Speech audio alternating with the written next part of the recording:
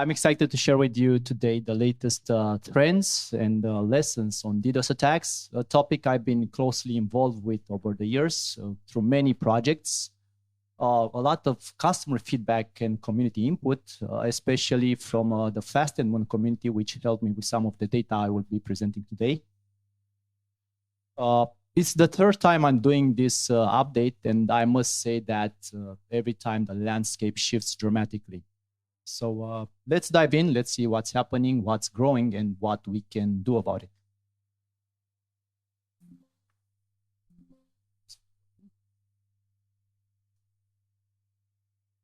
Okay, so here's what we'll cover today. We will do a short recap about the evolution of DDoS. We'll do a breakdown of the most used DDoS vectors in the last 12 months. Of course, we'll see where are the attacks coming from, what are the targets, and what are the strategies for mitigating such attacks in 2025. Now, for those of you who is newer to the industry or maybe less technical, a distributed denial of service attack, a DDoS attack, floods a network or a system with traffic from multiple sources, unsolicited traffic, with the sole purpose of putting it offline. You can think about it like, let's say you're running a shop, maybe a bakery, and you have your regular customers coming in and buying your products. And all of a sudden, you get thousands of visitors at the same time with no intention of buying anything or with no purpose being there. And they are just jamming the doors and they deny access to your real customers to come in. Hope that explains it. Quite simple. Before COVID, and I'm mentioning COVID because it is an important milestone in our industry, we already saw DDoS volumes reaching the 1 terabit mark. So it was a shock back then anyway. But however, the DDoS volume was increasing at a manageable pace. Networks could keep up with the upgrades at that time. Then came 2020 and everything changed from that point of view. So the pandemic, the COVID, pushed the digital infrastructure that we had with probably 5 to 10 years, so push it forward from this point of view. All of a sudden, we had more connected devices, more users online, more time spent on those devices, of course, more bandwidth capacities being installed, and many more exposed attack surfaces. So nowadays, 3 terabit attacks is not something you see rare. It's actually quite often. And only 2 weeks ago, we had a world record breaking of 11.5 terabit DDoS. I mean, that's amazing. I won't go into details because we have our colleagues from Genie Networks here that will approach this subject a bit more. But I'm just curious, how many networks in the room have this capacity installed? I mean, there are a few, but okay. Well, a few more than I was expecting, so congrats. That's good from this point of view. So let's see how we got here. Let's break this down. Nowadays, DDoS is not just about sending lots of packets. It is a rich ecosystem of various techniques. So you have like amplification reflection attacks, volumetric DDoS, protocol misused, and you also have carpet bombing, which I'll go into details a bit later.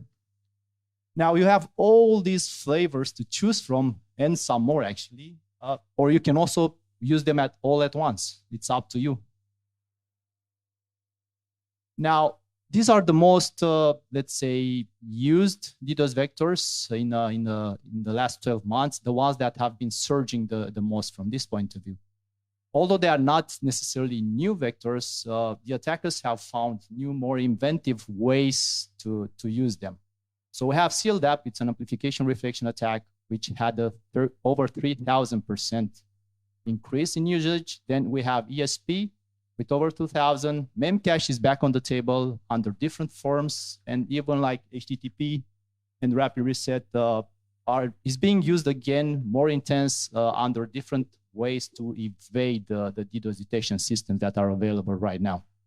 Important to note actually is that the attackers combine all these vectors together to avoid detection and, of course, to get the best results for their activity.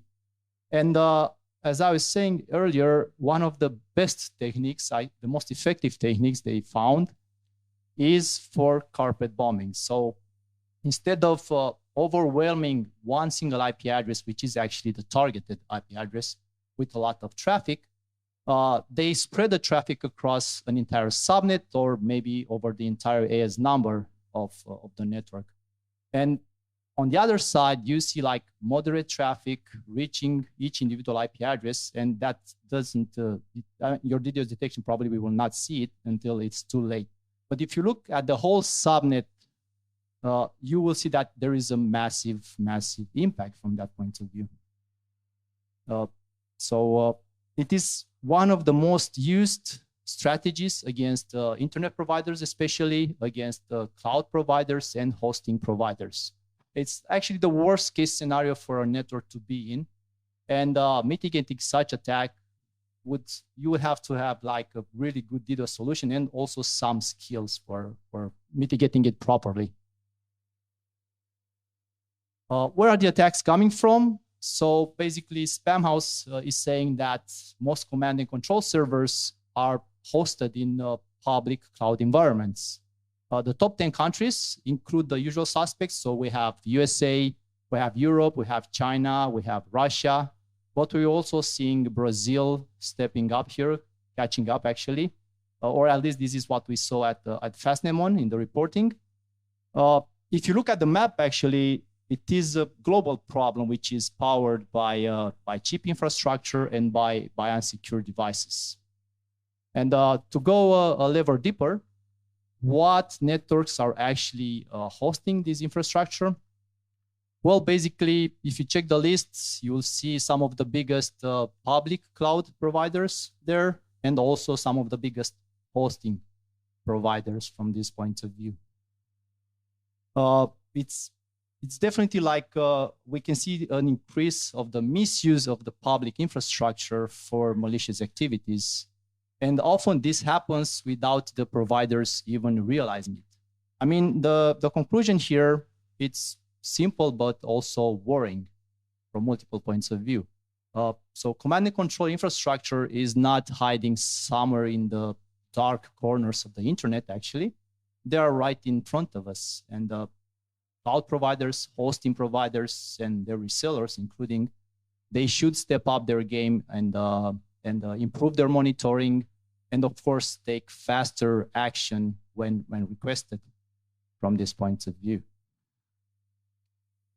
Now, Europe still remains one of the most targeted global regions at this moment. The most attacked European countries are more or less the same. They just change their position any now and then, depending on the time of the reporting. Unfortunately, we've seen Romania showing up more often in these statistics, and not only as a targeted region, but also as a source of amplified traffic.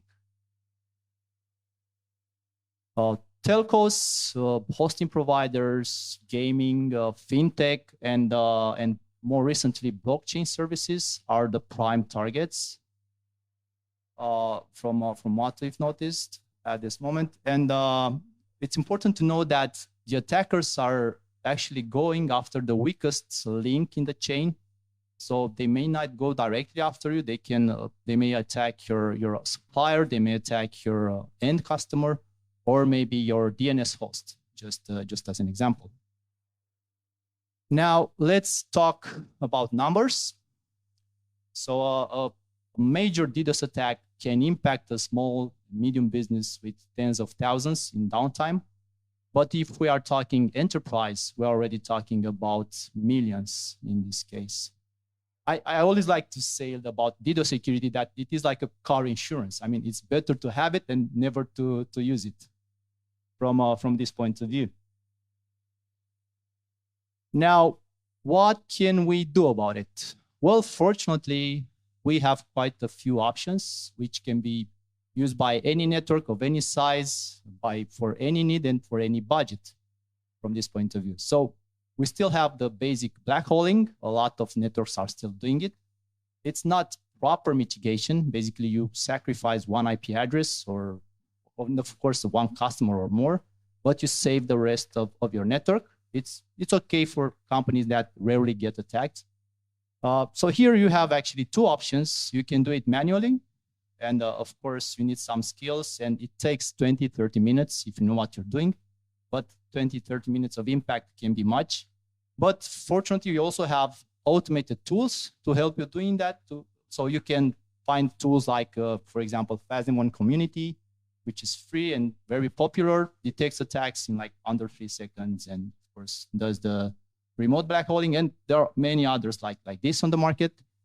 Then you have like more, let's say, entry-level strategy, where you can leverage your own network capacities, your own resources.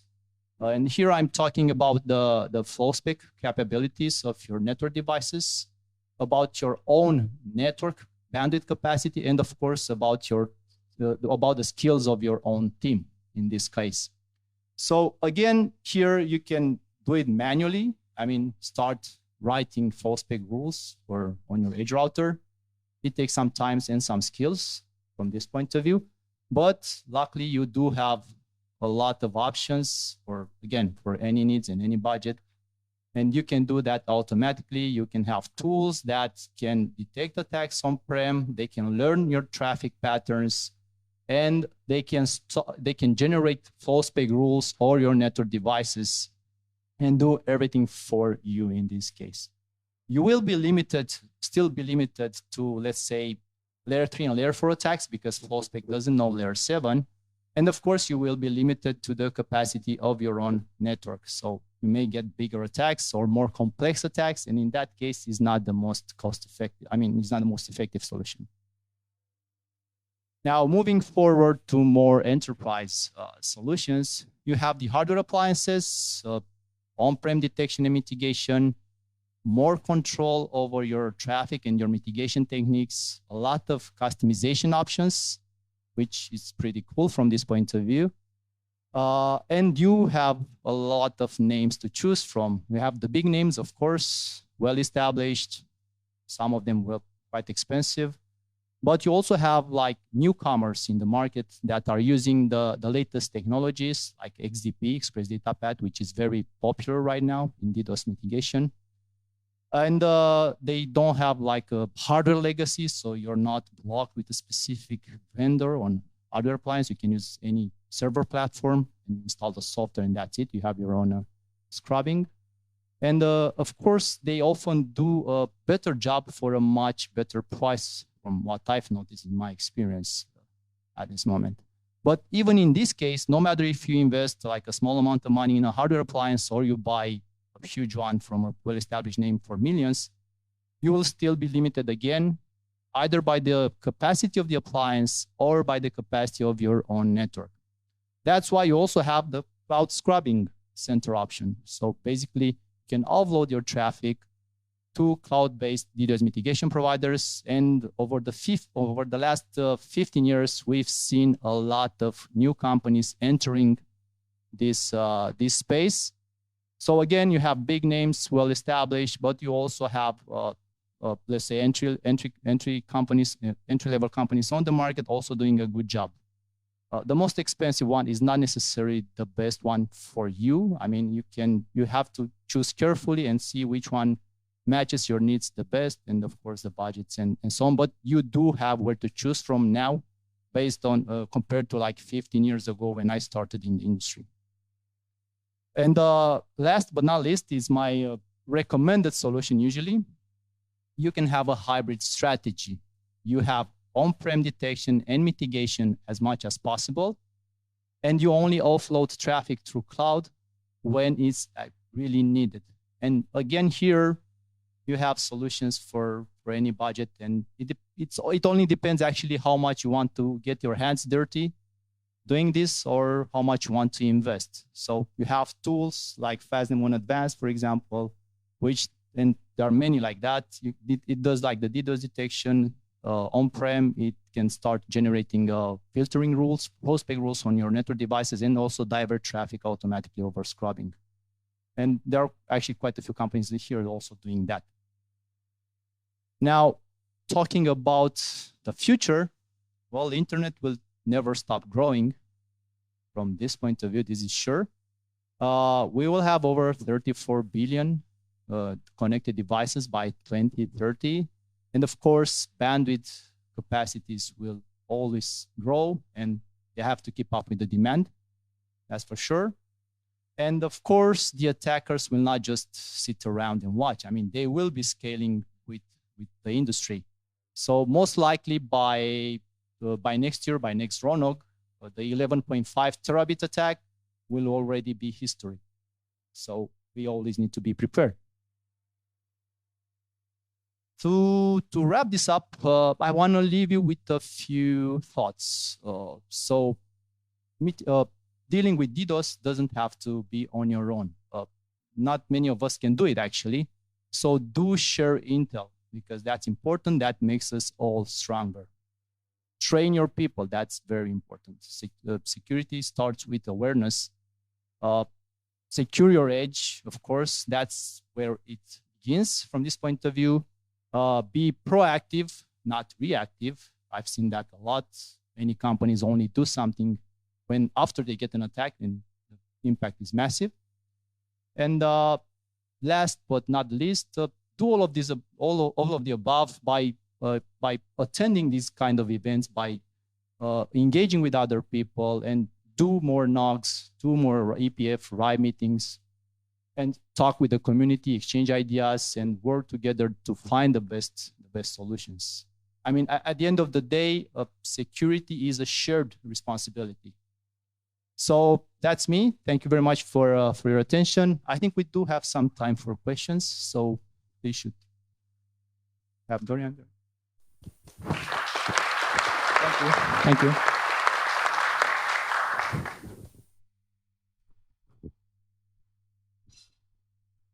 Who's first?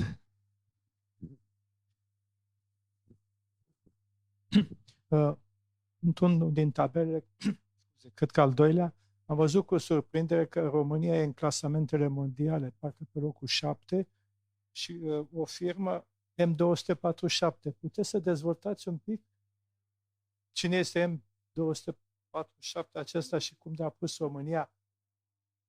Well,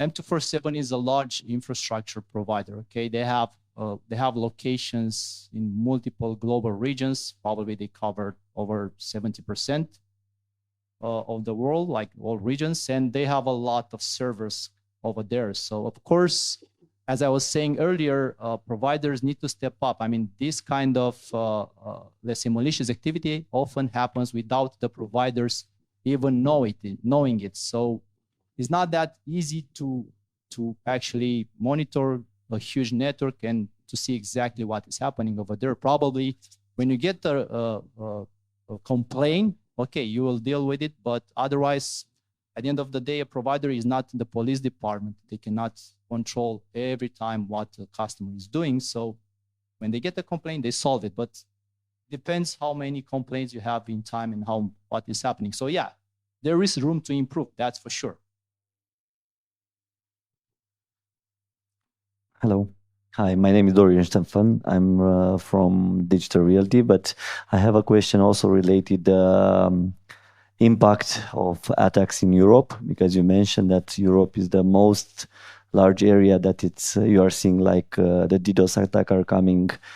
There is any reason why Europe is so attacked, and in these attacks the vendors are doing an important role from security perspective? I mean, the vendors that US are using are much better than the vendors that Europe and especially Romania is using. I mean, do you consider that there is equipment vendors when I'm talking, I mean, on the network side? So do you think that there is one of the reason, or? Okay, I think we'll have to repeat like one by one, but I will start with the first one. So Europe is on the one of the most attacked regions, mainly because it's a strong economy, first of all. So you have potential targets and money to make, that's for sure. At the same time, it's also on the map with like a lot of controlling command infrastructure, because it has one of the most matured, let's say, industries, telecom industries, like a lot of providers, a lot of networks, a lot of hosting infrastructure, cloud, and so on. So yeah, it also drives a lot of traffic. So it's only normal for this to happen at the end of the day. I think Europe is much better from a security point of view if you compare it with other regions like Southeast Asia, Middle East, and yeah, and many other regions. Probably US is a bit better. Still not sure about that. So you had another question, which I missed.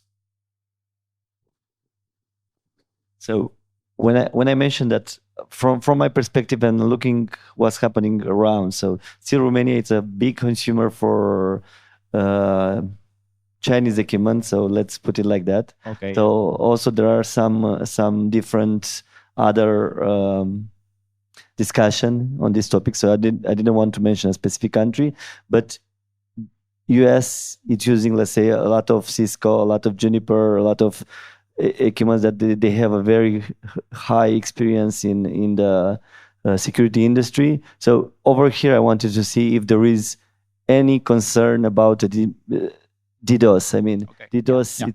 it's coming from how and what you are using in the network, or it's just any layer could be attacked due to the, let's say, wrong configuration in the network. Well, I mean, Romania is like, from what I know and what I've seen in the reports and feedbacks over there, even like, first of all, there was a recent ISOC report about countries. I think you also you've seen that. So Romania was had like, it was graded with 0 on DDoS security. So 0, like basically based on their standards and based on what they expect to see when it comes to network security, like in the local networks, they graded Romania with 0. So that says a lot. I know for sure that, I mean, we also have a local DDoS mitigation provider company, but I know a lot of local networks do invest of that in DDoS security. Not sure how much and how well they prepared they are to really handle a serious DDoS attack, not talking about small attacks, okay? So some complex ones or volumetric ones, like 11.5 terabit. Of course, not sure if anyone can do that here. So probably there are actions which are being done in this direction, but me personally and other companies I've worked with and partners I know in this space, and the feedback I'm getting is that there isn't much interest from Romanian companies to invest a lot in DDoS security infrastructure. So I would put Romania more on the reactive part and not on the proactive part, if you ask me. Of course, there are exceptions, but overall, that's the feeling. Okay. Any other questions? Hello, Andrian Vishnevsky from IT Care. My question would be not about the DDoS in general, but specifically about the FastNetMon product. So we are widely using it in different infrastructures, and I would like to say that the community version is so powerful that nobody even look at the enterprise solution, which is bad for FastNetMon but good for community. But my question would be, is FastNetMon looking to start building maybe its own appliance for filtering, doing scrubbing, and not only like discarding the traffic? In my last discussion with them, building, I mean, basically it's a software product. You put it on a VM, you put it on a server, and it becomes an appliance. So why would they provide you with an extra server to put in your on-prem? Because you can use your own infrastructure. So it's not, I haven't seen an interest in this direction. So yeah, usually the appliance can filter better than only generating like flow spec routes, you know, because flow spec is usually for mitigating the volumetric attacks, not like a granular filtering of something that is targeting a specific L7, for example, application, which you can do with appliances. FastNetMon and other tools like FastNetMon, and we have a few other vendors in the room. it doesn't do the mitigation for you.